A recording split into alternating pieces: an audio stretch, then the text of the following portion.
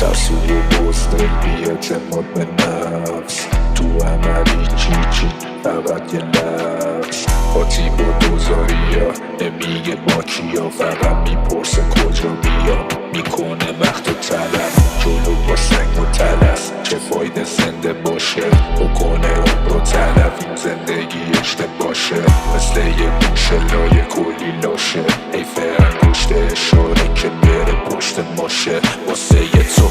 ساعت رو تختم میگه دیگه وقت رفتن، خواب بستمه دیگه، بوت و پالتو و شلوار و پیرهن تیره، یه کلت پشت کمر یه بگ توی جیب، سر کلتو میذارم روی مغزش. عمود و قول داد ولی پای حرفش نمود، کارش اینه بشه وقتش حروم، یه آدم درست و ورش نبود.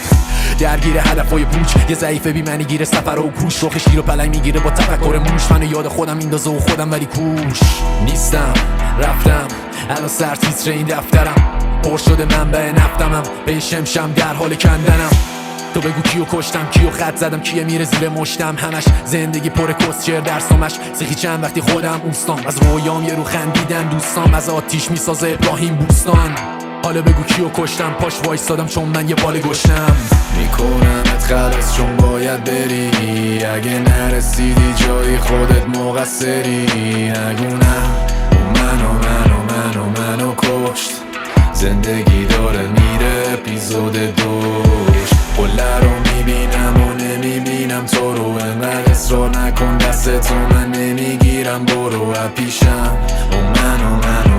منو کشت، ماشه رو میچکونه تو سرم پشت. کشتم خود قبلیمو، تو نمیخواست ببینه اون صبح بعدیمو، انتظار ندارم بگی تو به من اینو، تو سرزمینی که هست پر تنبیه و سختی داشت بزنه تفریاش، روز و روزمره کار و شب بیدار، روش نمیکرد میساختش هرچی خواست، کم تاثیراش تلخ سیگار سیاه عین اون مسیاش، حتی ناکافی بود تحصیلات، راک بود کسخار هرچی لاست، میگفت حتی اگه نیازت سمی باش، ولی این خاک سر شعله میخوادش، مرحله ای که دیگه گل نمیگادش، نگاش کن ببین صبح چه میاد به جبران کم بود و سل نمیذاشته، ولی باز میمرد من، دست میزدم برامو میکشتم من، وقتی افتاد تو آینه نظر دیدم مثل مرگ افتادم گاییده این تنم، اتصال چیه دیگه اون آدم مرده، ولی وقت دفنی تو این شرق وحشی که هر طرف بری بشی ضربه فنی، بازم همه بگم به من چه دست من نی، دست گل تحویل بگی نسل بعدی تار، دیگه نشده اون شب به شب سیر، هیچکی صحبت نداره همه تردید که بهترین ورژن تو کفنته، انگار زدم بهت اینو به ضررته، ولی درست آدم شدن خفنته، اینم بمونه یادگاری من بهت که این تغییر خوف در این خبرته.